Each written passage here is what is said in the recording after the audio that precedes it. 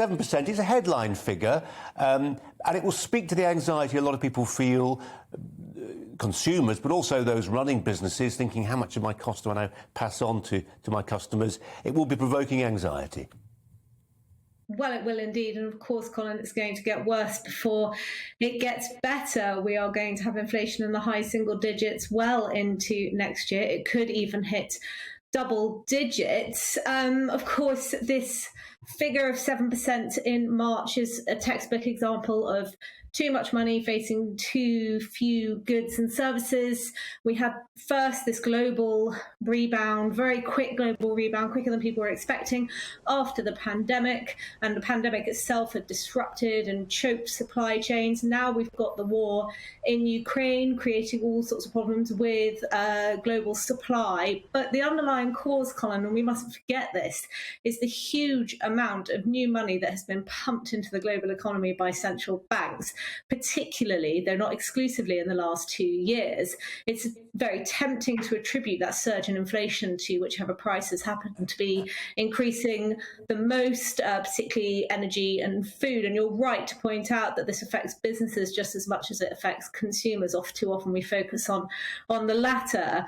But generally, this narrative risks letting the Bank of England's Monetary Policy Committee off the hook. Let's not forget that the MPC is supposed to keep inflation at 2%. And the Bank of England really has paid far too little attention, if any at all, to this extraordinary increase in the growth in the amount of money, particularly in 2020 and 2021. I tell you what, Annabelle, I'm going to give our viewers a warning and listeners a warning. This might be the moment they want to go and make a cup of tea for a couple of minutes because it risks being slightly pointy-headed. I make no apology for that. We were just talking about 1990, the twilight days of Margaret Thatcher. And I'm minded, back in the early 10 years before that, 1980, Geoffrey Howe, I think at the time, was the Chancellor. And it was the first time it had really been attempted on a nationwide level, this idea that Britain was going to become a laboratory for monetarism, this wacky idea pioneered in Chicago by a bunch of very pointy-headed academics that you need to target money supply. If there's too much money floating around an economy, inflation will be the consequence. I know it's very dry and academic, but right now it feels quite real.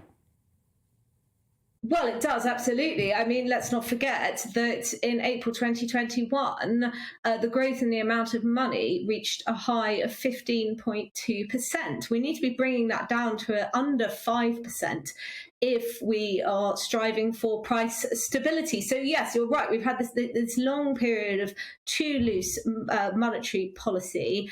And the consequence of that, like I said at the start, is that we are going to have inflation that remains high for at least the rest of this year, if not longer. Now, that's the government, the Bank of England itself is limited in what it's now able to do. Of course, it can raise interest rates to more sensible levels than we've seen in the last couple of decades or so.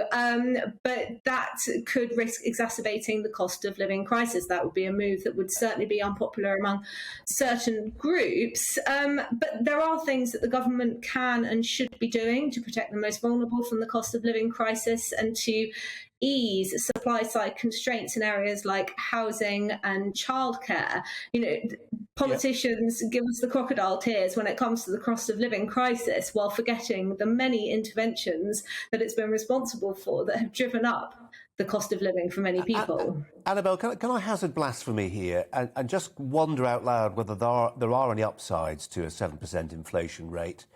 Might it be that if actually it leads to wage bargaining by people who have been undervalued by the economy? We're sending loads of people to university now. The people who are doing the jobs that nobody else wants to do are dwindling in number. Might we have a situation where actually we force up their wages, and that might be a good thing? As prices rise, so do some wages for some neglected parts of the economy. Well, I think we can very quickly get into an inflationary spiral if we have that mindset. And of course, let's not forget, Colin, that a couple of months ago, the government of the Bank of England was warning people not to ask for pay rises because he had this precise fear. I'd be wary of making the point that higher inflation means higher wages. Let's not forget that real wage growth is due to stagnate. People are going to feel the effects of inflation in their pockets. They're going to have lower purchasing power than they have in recent years.